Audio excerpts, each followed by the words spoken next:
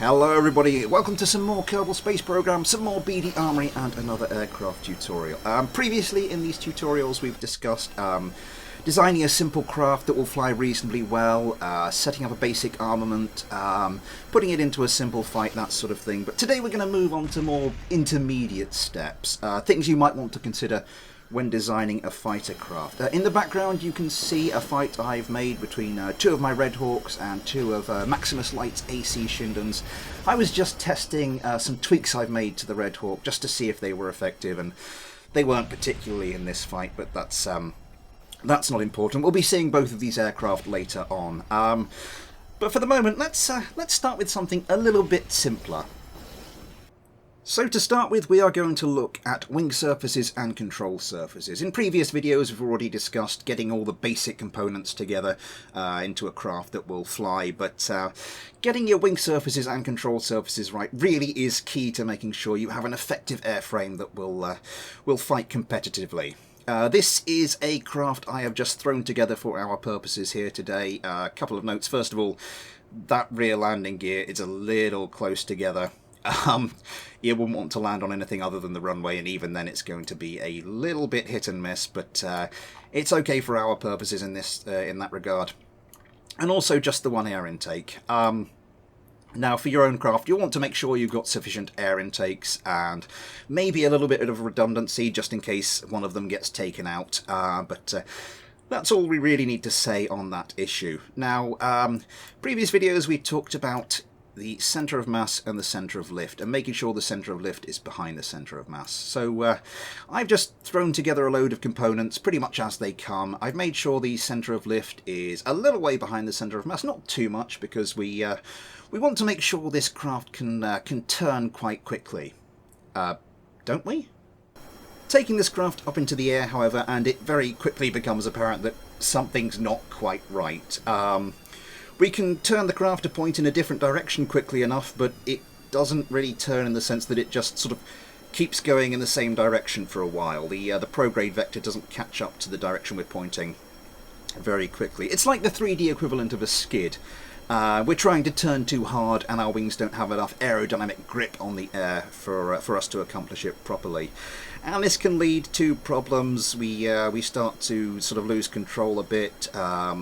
We lose the engines at a couple of points just because we don't have sufficient air intakes to get all the air we need whilst we're flying backwards. Just to reinforce that point. Now, if we want the craft to turn as quickly as we're trying to, then we're going to need to look at the wings. Although there are some things we can do without touching the wings that will sort of rectify the issue, just to look at those quickly. We could try putting the centre of lift further behind the centre of mass, making the craft more stable but less manoeuvrable. The craft can't quite turn as quickly, but the wings do now have sufficient bite to carry us through the turn. It's a pretty manoeuvrable craft like this. It's not going to win any awards for it, but we've certainly gotten rid of all the problems we had previously. Alternatively, we can try and see if we can remove some of the mass of the craft so that the wings have less work to do in the turn. Now, originally I just put this craft together with the fuel tanks with their default load, their default full load, but now I've taken most of that out, nearly halving the weight of this craft, and it's an improvement. It's turning much better. It's still got some little instability issues, but yeah, a definite improvement. We could even try doing both. So here I've reduced the mass as I did last time. I've dragged the centre of lift back a little bit. Not quite as much as I did previously, because we don't need to with the lighter craft. And yeah, it's looking pretty good, isn't it? It turns very well, it's stable. But things aren't always going to be that simple. So that's a couple of ways you can start to adjust your craft, to balance it, to tune it, but they're not really ideal options, because you can make your craft less manoeuvrable, but we're talking about fighters here. We want it to be manoeuvrable, and we can reduce the weight, but we can only do that so far. You're going to need some fuel, and you're going to need some weapons, and when you start piling on the missiles, those can get very heavy. By the way, we will be talking a little bit more about weight and more specifically fuel a little later on, but If we want to fix the basic aerodynamic characteristics of our craft, we're going to need to pile on some more wing area. We're back here in the spaceplane hangar with Maximus Light's AC Shinden, and as you can see, this has got a lot more wing area than our Gremlin had, all over the top here. And if we just take a peek underneath, there's this box section underneath the fuselage as well. What that means is, obviously, with the same angle of attack the Gremlin had, this will produce a lot more lift. It will help the craft through the turn a lot faster. The other thing to note with wing area, increasing the wing area, is you don't need the centre of lift quite as far back from the centre of mass to produce the same stability. The wing surfaces won't have quite the same stabilizing leverage, or leverage if you're on the other side of the Atlantic, but there's more of it, so it'll produce a stronger force, which sort of balances that out, so you won't need them as far apart. Now, more wing area isn't a perfect solution, because obviously wings come with their own weight, and the more wings you pile on, the bigger your craft is ultimately going to be, the easier the target. Which is another thing you really want to avoid. I mean, I suppose you could just clip a load of wing surfaces together. It's a little cheaty, a little hacky, and if you are looking to enter your craft into any online competition, there's probably going to be a rule about doing too much of that. Now, all that wing area isn't going to do you a lot of good if you've got nothing to turn the aircraft in the first place, and that brings us on to control surfaces. Sort of wing surfaces, control surfaces, and the aircraft's basic stability characteristics are they're the holy trinity in making sure your craft has the manoeuvring performance you need it to. Let's just get rid of this. So you can see this is my Red Hawk. It's in a foreplane and tailplane configuration. Now, I haven't set either of these to full authority or their full deploy limit, and that's because it's sometimes better to have two control surfaces set to roughly half their limit than have one control surface set to its full limit. That's because it takes the control surfaces time to deflect, and if it only has to move half as far, it reaches that in half the time. It makes the craft more responsive than just having the one control surface doing it. That said, as ever, more control surfaces equals more weight. It's the whole thing of designing an aircraft. It's a very fine balancing act. There's lots of things to consider. There's a lot of trial and error and testing involved, but hopefully you should eventually end up with the aircraft you need.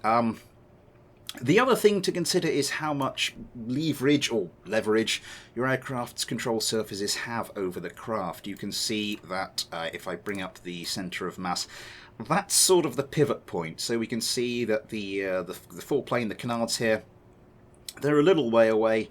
This tailplane is a fair distance away, and the ailerons on the outer edge, they're a fair distance away as well. So that's going to work well for us. If they're too close to the centre of mass, they're not going to produce as much of a turning moment, and they're still going to add the same amount of drag on your craft, which is going to spoil its energy retention, which is another issue we have yet to get into. Now, here you can also see that I have some leading edge control surfaces. Now, in real life, leading edge flaps will extend downwards, and they will affect the aerodynamic characteristics of the wings, sort of increasing drag but also increasing lift at the same time. KSP doesn't simulate aerodynamics in that much detail. In fact, the only way to get more lift with a leading edge surface is to have it sort of deflect up if you want lift, and down if you want downforce. So. And also KSP doesn't automatically work out that a control surface is pointing backwards, so because we want this to point up to assist with our roll, we're going to, well, is assuming that we're rolling clockwise in this case, we're going to want to set its deploy angle and its authority limit to a negative figure. Coincidentally, with these canards, I've also flipped these over to give them the look I wanted, and I've had to do the same thing there. So it's kind of worth taking your craft out onto the runway, just checking all the control surfaces work with the controls the way you're intending them to, just to make sure your craft's set up properly.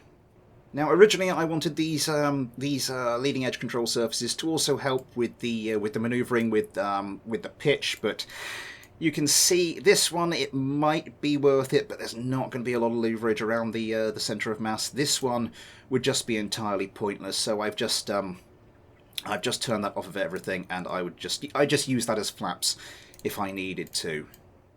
This is another one of my craft, one of my very early craft, and my first attempt at creating a very unconventional fighter.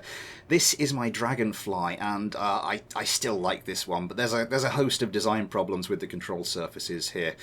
First of all, as I was saying earlier, the leverage, the turning moment that these control surfaces are going to get over the craft isn't very much. Just by its nature, it's a very stubby craft. There's not a lot of distance there, so that's going to be problematic. It's why I've had to have all these control surfaces set up for pitch, and that in itself is problematic. If you look at some of the control surfaces here, you can see that they all have to double up, or in some cases triple up, to perform all functions, and that's a little bit of a problem as well, because there's some conflicting advice out there, but as a bare minimum, I would suggest that, strongly suggest that for each of the axes, each of the three axes, your pitch and roll, you have at least one control surface or pair of control surfaces dedicated to doing just that. Anyway, I think that's enough on just the basic airframe considerations for now, so let's move on and look at something else. So you've balanced your centre of mass, centre of lift distance, your control surfaces and your wing surfaces. What's the next hurdle we need to overcome? I'm just flying about here with one of my Red Hawks, and we're getting up to quite a good speed, but as I pull a hard turn, you'll notice that I'm losing quite a lot of energy. I'm losing quite a lot of that speed, and speed can be quite important in dogfights. Lose too much speed and that can really impact on your craft's manoeuvring performance, and a slow-moving craft, and in particular a slow-moving and slow-turning craft, is just a sitting duck for both gunfire and missiles. Speed is also helpful in a whole load of other ways, getting you out of tricky situations, say if you're too close to the ground and need to gain altitude quickly, just outrunning another craft if it's stuck to your tail, and combined with manoeuvrability, it can give your craft the edge in gaining an advantageous position early on in a fight, amongst a whole load of other things. So yeah, speed is an important factor here. Now, there are two basic ways of ensuring your craft is as fast as is possible. The first of which is making sure it doesn't lose too much speed in the turn, doesn't lose too much energy, or energy retention as it's called. Now, there's a couple of ways you can do this. First of all is to make sure your craft doesn't need to pull too high an angle of attack, making sure it's got enough wing surface area so that at lower angles of attack the wings can generate enough lift to pull it round in a hard turn. The second is making sure there isn't any excess weight on your craft. More mass does mean the wings have more to do, and that's just going to sap the energy right out of your fighters, just to drive home the keep the weight down message a bit more. Now, losing some energy in a turn is unavoidable. It's just going to happen, particularly if you're pulling a hard turn. So the next way to make sure your craft is as fast as is possible is to make sure that energy is replenished as quickly as possible. And this all comes down to your engines, or more specifically, to your craft's thrust-to-weight ratio. Now, I know my viewers generally are quite knowledgeable about aviation, but I won't assume any technical knowledge here. Suffice to say that a thrust-to-weight ratio of 1 means that if you pointed your craft directly upwards and opened the throttles all the way, it would just about be able to hover at a fixed altitude. Less than 1 means it wouldn't be able to do that, it would fall backwards towards the ground. And a ratio of more than 1 would mean that the craft was able to accelerate upwards in that position. Generally speaking, as an absolute bare minimum, you will want your craft to have a thrust-to-weight ratio above 1 with the afterburners off. Improving your thrust-to-weight ratio is relatively straightforward. First of all, keep the weight down just to give that one another airing. Secondly, make sure your thrust is as high as possible, and this comes down to your choice of which engines and how many engines. Now, the default afterburning engine that comes with stock Kerbal Space Program is the Panther, but there's another one that comes with BD Armory called the Saturn, and the Saturn is superior to the Panther in pretty much every way, so if you are making a craft like that, it's probably best to go for the Saturn engine. All this, of course, depends on what you're making your craft for. If you're just making it for yourself, if you're just making it for yourself, there's not much choice watching this video. You can just over-engineer everything and clip everything together until you get the performance you want. But if you are entering it into any sort of competition anywhere, there's likely to be rules, regulations, how many engines, what kind of engines, that sort of thing. So it might be a slightly more nuanced choice than simply slapping 18 Saturn engines onto everything. So we've nearly finished setting up our basic aircraft. We've nearly discussed everything that I wanted to discuss there, and then we can get on to fun things that we stick onto that craft, like the weapons. But before we do that, I did say we were going to come back to weight and to fuel loading. Now, I hope the message has been gotten across by now that excess weight is a bad thing. Most of the components you're going to stick on your craft don't weigh that much. Some of them are going to be heavy, but it's going to be worth keeping an eye on. And one of the easiest ways to you can bring your weight down is by keeping an eye on the amount of fuel you carry. Now, I've seen wildly differing advice on the amount of fuel you should carry. It depends what you're going to be using your craft for. Obviously, if you're going to be wanting to fly your craft halfway around Kerbin, then you're going to need quite a lot of fuel. But if you're just doing some simple dogfighting competitions, not as much. I have heard as high as 400 units of fuel per engine. That is excessive. 200 units of fuel you should be fine with. Depends again on the craft you're flying and the craft you're fighting. You can go lower than that, but we're sort of into sort of risk-reward analysis there. 200 units and you should be fine. But the next question is, how do you distribute that? If I bring up the mass and the lift pointers there, that's going to be useful in a second. So I've got 200 units of fuel on each side, 200 per engine. I've got 120 in that first tank, I've got 40 on that second tank, and 40 in that third tank. Why do I have it set up like that? Well, mainly because as your fuel drains, that's going to shift your centre of mass about, and having just lovingly gotten your craft set up just perfectly, you don't really want that to be happening. So what I've done, if you see, if I drain all the fuel from this craft, the symmetry's on, so it should do the same to both sides. Just check. Yes, it has. You can see that that centre of mass relative to that centre of lift is almost exactly in the same place. As this craft drains its fuel, it's not going to alter that distance in any significant way. It's going to retain the same basic manoeuvrability characteristics. That is why I have put the fuel in like that. So that's another thing to consider when you are when you're sort of deciding not just how much fuel to carry, but also where to put it. Okay, finally we finished discussing everything we need to talk about when we're just setting up the basics of our craft. So we will, as promised, move on to the fun things and talk about weapons. Guns, we're not going to talk a lot about choice of guns because, like the situation with the engines, it's pretty much down to circumstance. I mean, if you're just designing craft for fun, then you can stick anything on. You can just even coat the damn thing with mobile turrets. Although if you are going for at least a little bit of realism, or you want to enter your craft in any kind of competition, then, I mean, almost certainly it's going to be fixed guns only, turrets are out, and there's probably going to be some kind of rules on how many you can have. The standard is, of course, the Vulcan turret, the hidden Vulcan turret here. 2 is much better than 1. 3 or 4 is better than 2, although that might be pushing it a little bit. The GAU 8 does very well when it hits, but it overheats very quickly. It does not have a lot of uptime, so yeah, it's a bit of a question mark over that. What was I about to say? Yes, some people are sort of now favouring the M230 chain gun turret, immobilised, of course, so it's no longer really a turret; it's just a fixed gun, but. I think that's a discussion for another forum. What we are going to talk about a little more, though, is missiles. Here you can see I've got 6 AMRAAMs and 4 Sidewinders, 3 AMRAAMs and 2 Sidewinders on each side. This is a pretty standard setup. The next version of this craft will probably swap those numbers around, so we'll have 6 Sidewinders and 4 AMRAAMs. You do want to keep a lid on the number of missiles you have, particularly the AMRAAMs. They are heavy, although they do fill a certain niche quite well. Yeah, Sidewinders, very, very lethal in recent versions of BD Armory, though I am reliably informed that a reasonably hefty nerf for them is imminent. So anyway, you've decided what missiles you want, and you now go to attach them on your craft.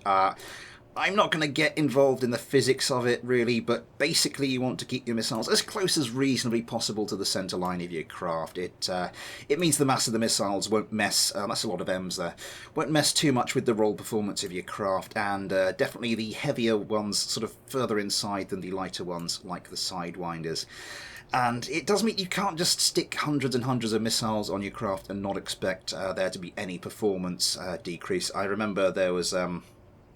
I was experimenting with a version of my craft, and just removing a pair of AMRAAMs made a noticeable difference on the performance, so just bear that in mind.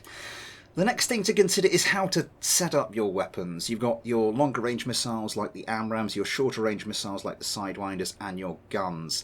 I've set it up in quite a crude, simple, beginnery way here. I've set it so that the AMRAAMs will fire from, the furthest distance we can reasonably fire from, up to about 4 kilometres. From there, the Sidewinders are set up to fire exclusively from this 4 kilometres to this 1 kilometres.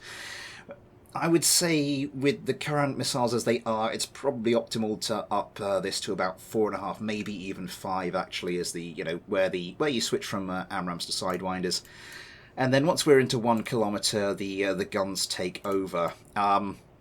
Setting it up like this with no overlap does mean that if you run out of the most suitable kind of missile, your craft won't fire the other kind. So it's kind of up to you how you balance that, how you choose to set up those missiles on your craft. Just one last quick point before we move on from weapons. Here I've got one of my Hawk bombers, and I've kind of repurposed it to use as an example of something, and that's weapons bays. I know that, especially with sort of the F-35 coming into service, a lot of people are sort of trying to imitate that and put weapons bays on their craft in the form of these Mark II cargo bays. If I open this up now, you can see that I've converted this from its usual bomb bay into a very, very crude weapons bay that I've kind of just thrown together, containing 2 of these AMRAAMs. Now, current version of BD Armory, this will work fine. It will the AI will work out that it's in the cargo bay. Will open the cargo bay and fire them.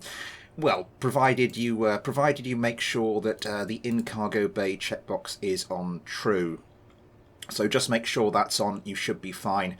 Also, you might want to up the drop time a little bit. I think this is on about 0.55 by default.